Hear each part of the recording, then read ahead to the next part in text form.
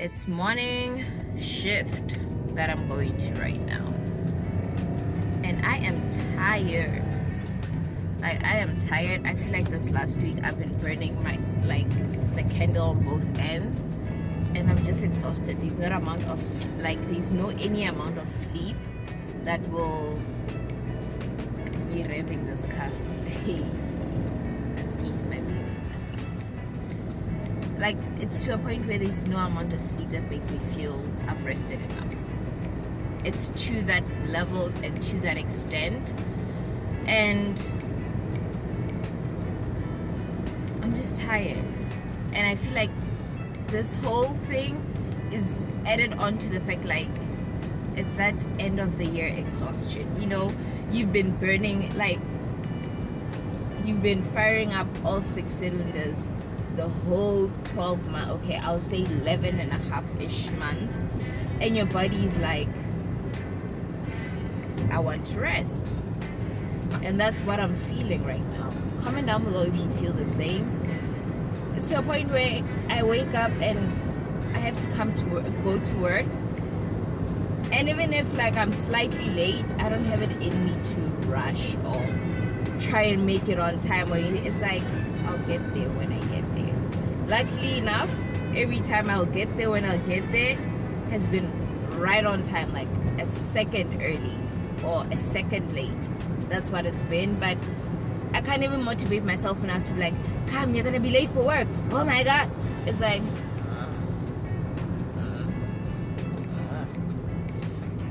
my job is very interesting. Are we just gonna drive past here? Okay. My job is very interesting, but an exhaustion is an exhaustion. No matter how passionate you are about your job, no matter how excited you are about your job, you still need some time off. You still need a break from your job. But anyways, you're not gonna tag along with me to work. I will see you guys when I get back.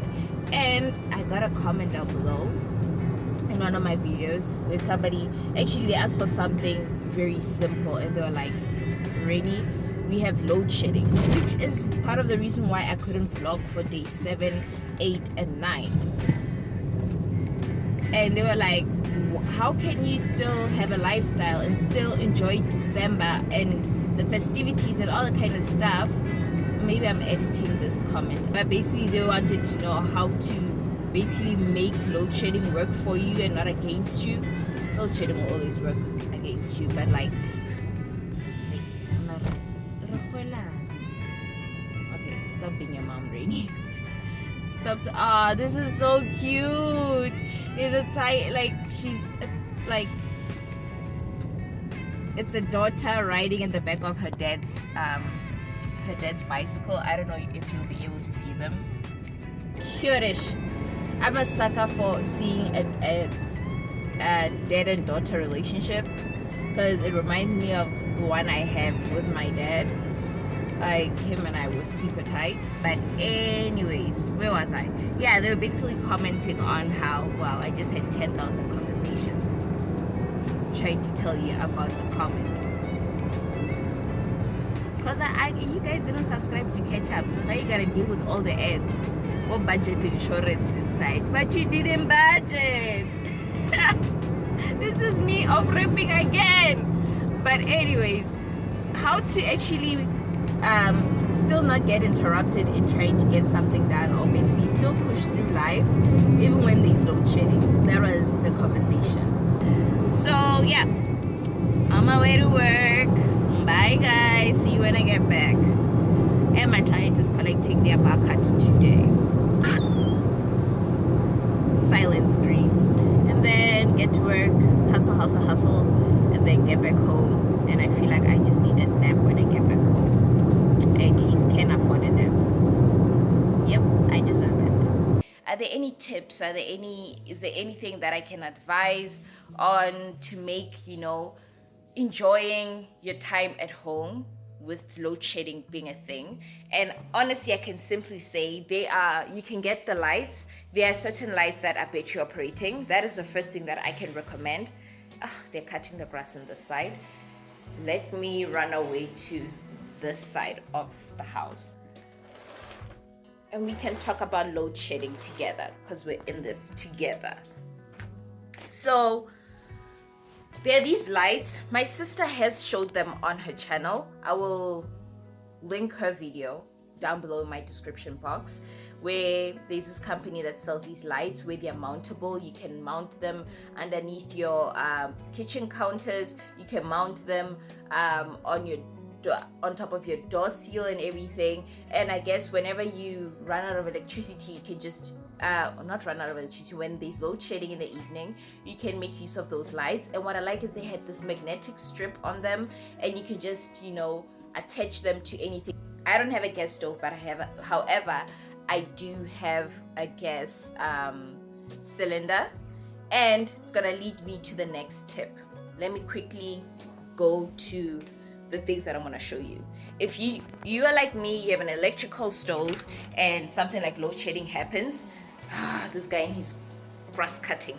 So in my cabinet at the bottom, I have a gas cylinder.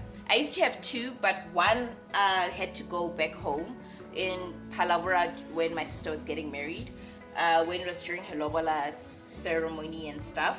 So I'm left with one. So what I'll do is, I used to have two, and I'll keep one filled. When the one runs out, I'll go, like the other one I can take to fill when the other one is in use. But now I have one, but I ensure that this one stays filled. At this moment, I do have gas in there. And then here's the upside. I'm gonna show you guys these two things. And I like this one because when you go to Builders or Macro or any place that refills gas, they refill it in that one, and then they can refill it in that one. And then there are other gas cylinders where you don't refill them, they have to be exchanged. So you exchange one for the other.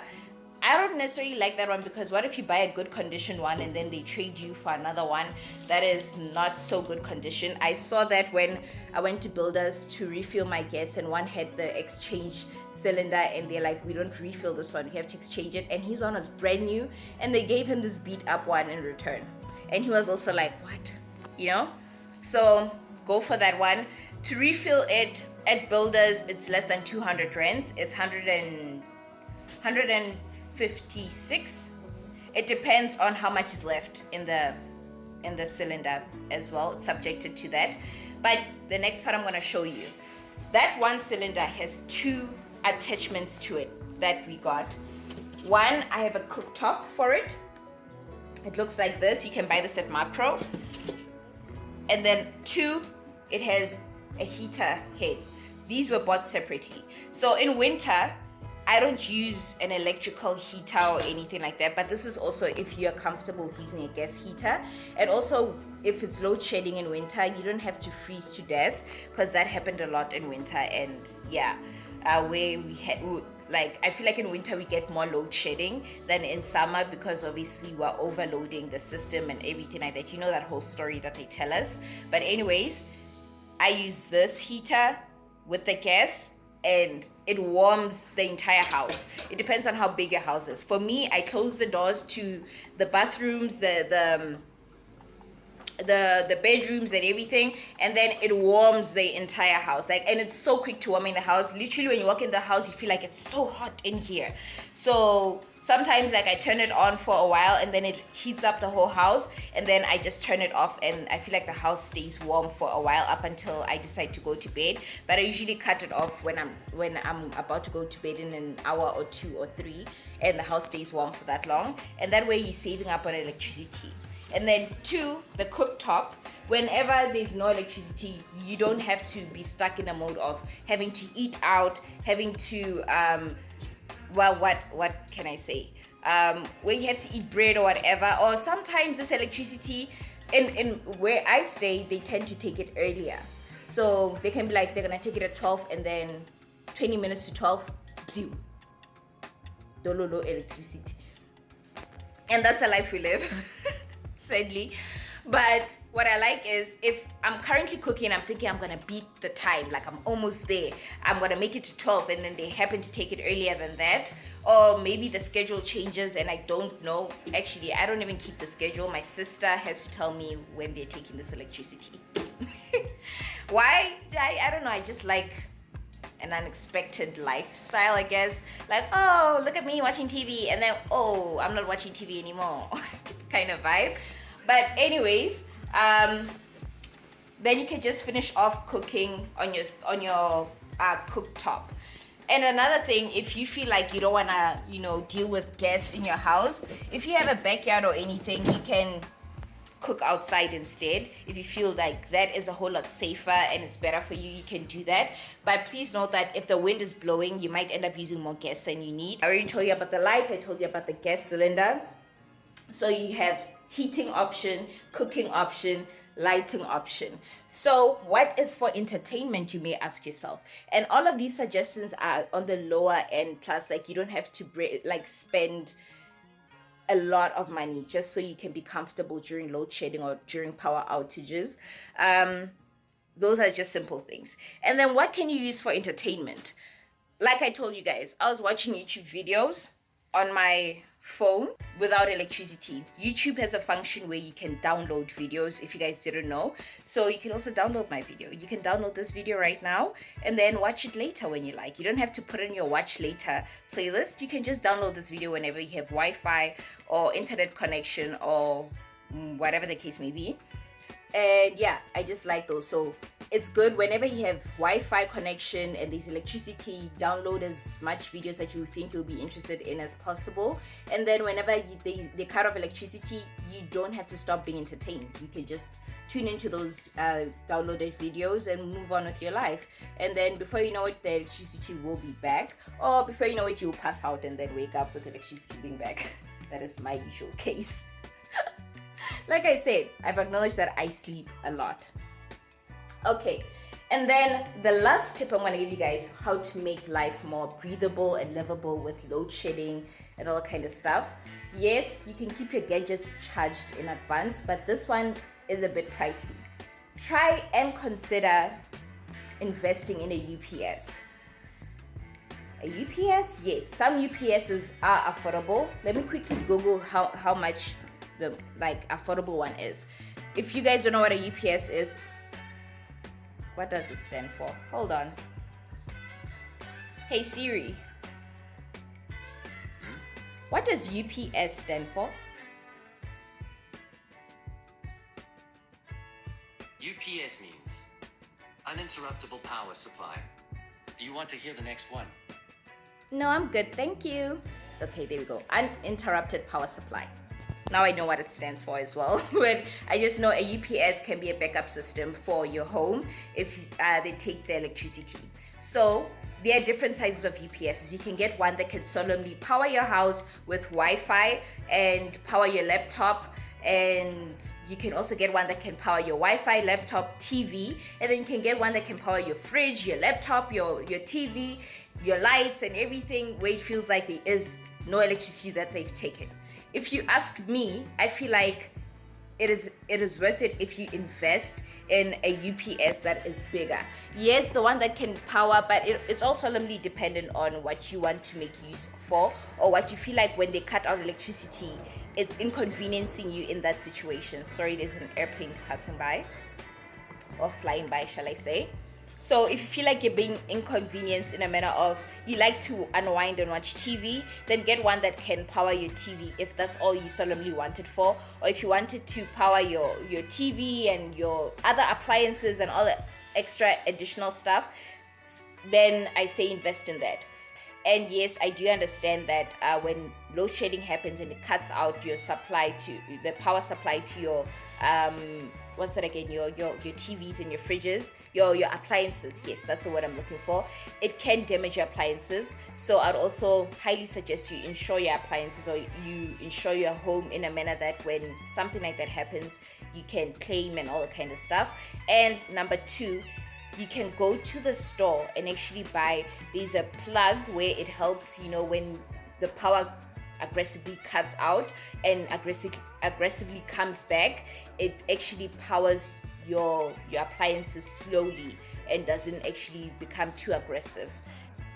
My dad helped me get me mine, so that one is connected to my TV and everything, so it protects my TV when the power cuts and comes back up and trips and all the kind of stuff. And then another thing that I'm gonna give you a tip on is it's also on the expensive side.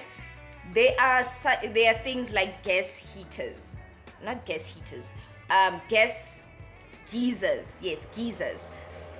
It's so loud here. Let me close this window. The sound effect is strong, man. Okay. Oh, I like the lighting here. I'm gonna stay here for a little bit. Anyways, there is such a thing as a gas geyser. So instead of having an electrical geyser, I have an electrical one. You can have a gas geyser. Pros of having a gas geyser is that it doesn't eat into your electricity. One, electricity can be very expensive. Very, very expensive. And then two, the upside is when you warm your water warms very fast. And you can take a shower quickly and then you can turn it back off, which is nice. As opposed to electrical geyser, you have to wait a while for the element to warm up and warm your water and all the kind of stuff. It takes a while for you to get warm water. Gas geysers give, I would like to say, almost instant hot water. Con is the fact that you probably have to refill the gas. I'm not sure about that part. Don't quote me. Google, do your research. And another, okay, I'm at the cons. Cons. I'm still counting. Cons, you have to refill it, I'm guessing. And number two on the cons is the fact that I feel like the gas geysers are far more expensive than electrical one. You know, when they know you're about to have more convenience in your pocket and your life, they charge you more initially. Yeah, that's what it is. And then another factor is the fact that your water gets cold faster. So if you warmed it up now and then you turn it off, your water can simply get cold faster, especially in the winter season. That is a con, but like the pro I gave you, it can warm up faster. So to the person that actually requested this in my video to give tips about how I can make load shedding more comfortable, I hope you guys take those and keep them in mind, and let me know which suggestions you didn't know about and you're gonna use, or best part, you can suggest more things that you have discovered and figured out. And yeah, like I said, you have light, a method of heating up, a method of cooking, a method of keeping your Wi-Fi and everything else running, a method of still taking a shower and still bathing even when there is no electricity. So I feel like I covered most of the things that you will need during load shedding. One eternity later. So I went through, I'm going through my YouTube trying to check, why is there no traction on my video from yesterday? Are you guys that mad at me that you don't want to comment? Oh, so what I did was I edited my video yesterday and then I scheduled it to upload itself 30 minutes after my edit, so that it can get the checks and the monetizations and everything done before it uploads itself, so that it can tell me that there's nothing wrong with the video. I did check, it's supposed to upload on the 10th. I did go and amend the date myself to say it must upload on the 10th. I'm checking now on YouTube what's happening. I don't see any feedback on this video. Isn't my Vlogmas day 10 uploading itself today at 11:45 in the evening? I'm resetting it. It doesn't want to reset. Load shedding decided to go, so hence why I took a nap, because I was like, you know what, it's too much. It's too damn much. I cannot right now, because I don't understand how we went from upload on the 10th to upload on the 11th. What did I want to say? Let's start to buffer. What did I want to say? Okay, just a quick recap. We mentioned having, if you don't have a gas stove, you can get a gas cylinder, and then you can get a cooktop. Sorry for the noises, the children playing outside. You can get a gas cylinder, you can have a cooktop, you can add a heater to it. We also discussed, I wanted to add, if gas cylinders and all that kind of stuff is not your vibe, you could actually my grandmother got me this as a gift. It is a food warmer, and then I bought myself a flask as well. So if you do not have a gas cylinder, or you feel like that is way out of your budget, try and get a food warmer. That's way more affordable, I guess. And also get a flask. My flask is a 1.5 liter flask. So my sister knows when they take this electricity. What she usually does is she actually has warm water set up right now in the kitchen. She warmed the water and then she threw the water into the flask before they took the electricity. So if you want tea, or if you need anything, if you have a baby, you want to warm bottles, baby bottles. I'm an auntie, so obviously I'm going to remember the babies. If you have a baby, you want to warm bottles, or if you simply want to make tea, or if you want to make breakfast in the morning. But be aware, a flask is like a short-term solution. If like maybe load shedding is longer than 2 hours, maybe it won't be as hot as you usually get the water in the flask. But yeah, those are also other affordable tips you can use for load shedding purposes. And like I said, let's just be creative with it. If you have another way that you survive throughout load shedding, comment down below if you have anything in addition, or if you have any of the things that I've mentioned and you have more experience on them, like the gas geyser, how it works and stuff. Share down below. Let the whole family know how you make it work for you throughout load shedding. And I do hope that you guys enjoyed this video. Don't forget to give this video a thumbs up. Don't forget to subscribe. And I know we didn't do much today besides me talking to you guys, and that is because I'm allowed to actually kick back and relax where I can and take advantage. And the client didn't come and pick up the bar card today. They postponed. So I don't know when they're gonna come pick it up. So yeah, that is the deal with the bar card, if you guys are wondering. And then yeah, I will see you guys tomorrow. And may, for the love of God, this video post itself on the right day.